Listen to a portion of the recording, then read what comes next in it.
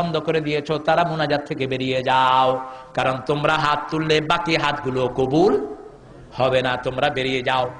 হুসাইন রাদিয়াল্লাহু আনহু হাসানের বাড়ির দিকে যাচ্ছেন, হাসান রাদিয়াল্লাহু আনহু হুসাইনের বাড়ির দিকে আসছেন। হাসান রাদিয়াল্লাহু আনহু ছিলেন বড়, হুসাইন ছিলেন ছোট। হুসাইন রাদিয়াল্লাহু আনহুকে দেখতে দেখা যেত মুহাম্মদ রাসূলুল্লাহ সাল্লাল্লাহু আলাইহি সাল্লামের মতো।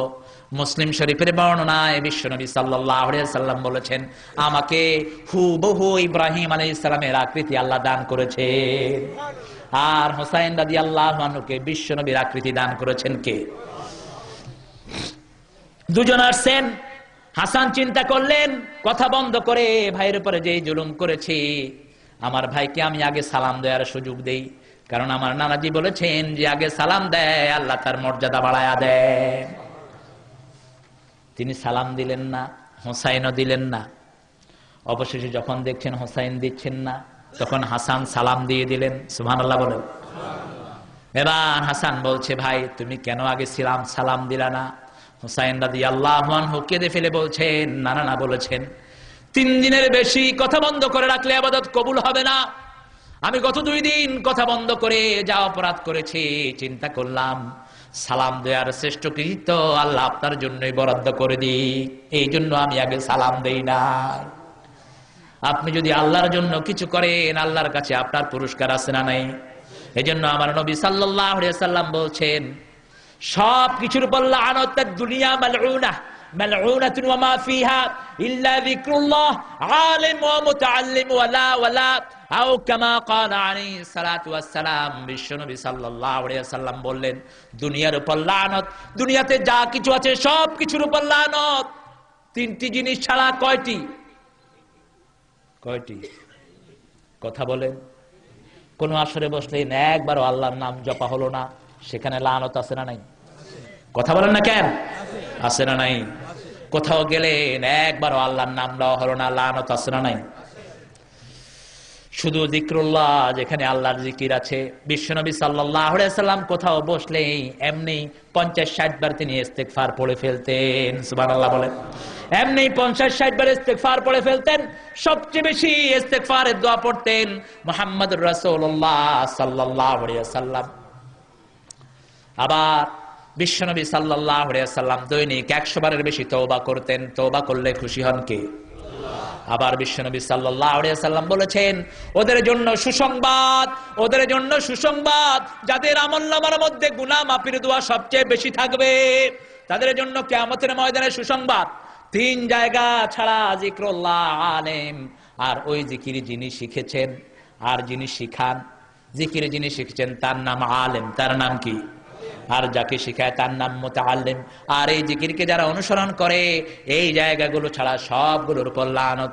এখন আল্লাহ রাব্বুল আলামিন বলছেন, ওলামেরা শোনো, রহমানের রহমত পেতে হলে 3টা জায়গা আমি রহমতের জন্য বরাদ্দ করেছি।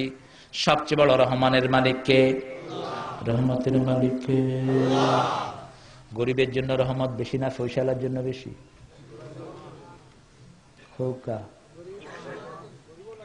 গরিবের লাগি আল্লাহর প্রশংসা গরিবে বেশি করে না ফয়সালা বেশি করে? গরিবে বেশি করে, গরিবে বেশি করে। আপনি দেখবেন একজন গরিব 3 বেলা খাওয়া থাকলেই আল্লাহর প্রশংসা আছে না নাই? একজন রিকশাওয়ালা ফজরের নামাজ পড়ে মসজিদ থেকে বেরোচ্ছেন, আমিও বেরোলাম, রিকশা উঠলেন, আবার নেমে গেছে, নেমে সালাম দিয়েছে, আসসালামু আলাইকুম ওয়া রাহমাতুল্লাহি ওয়া বারাকাতুহু। আমি বললাম, ভাই কেমন আছেন? কয় 5-6টা ছেলে মেয়ে নিয়ে আল্লাহ খুব ভালো রেখেছে, আলহামদুলিল্লাহ। বললাম, রিকশা কেমন চলে? কয় খুব ভালো, জোহর পর্যন্ত চালাবো, জোহরের নামাজ পড়ে কতক্ষণ ঘুমাবো, আসর পড়ে আবার বের হবো, আলহামদুলিল্লাহ কর। ওই দিনই ঘন্টা 2 পরে বিরাট এক পয়সালার সাথে দেখা, আমার নাম বললে আপনার চিনবেন, বিরাট পয়সালা। আমি আগে সালাম দিলাম। সালাম দেয় আমার নবীর সুন্নাত। কার সুন্নাত? নবী সাল্লাল্লাহু আলাইহি সাল্লাম আগে সালাম দিয়েছেন। খবরদার সালাম পাওয়ার জন্য বসে থাকেন না। এই সালাম দিলি না, তুই কই গবে?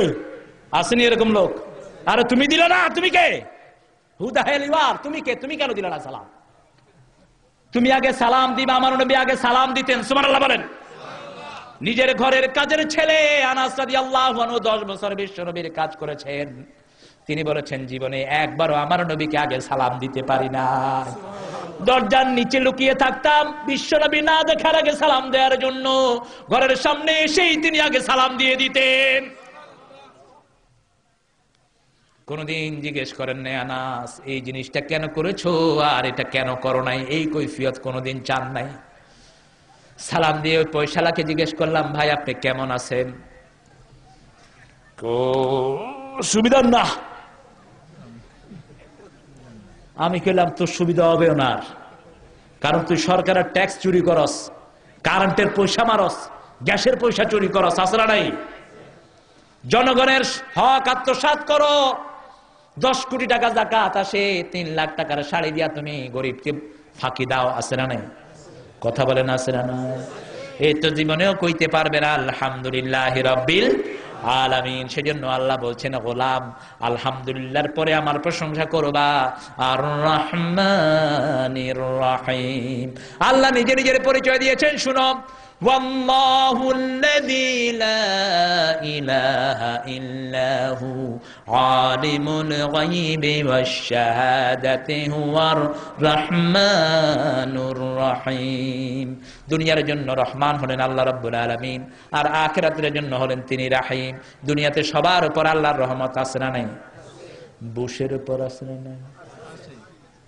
হয় নাই? এই কে গুবে, যদি রহমত না থাকতে গু বাঁচতো?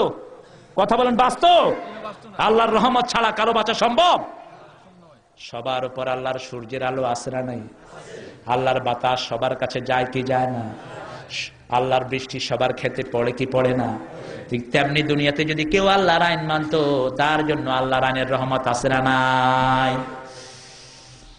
রহমত বেশি হলো গরিবদের জন্য, গুনাহগারের জন্য আল্লাহর রহমত বেশি না কম? বেশি না কম?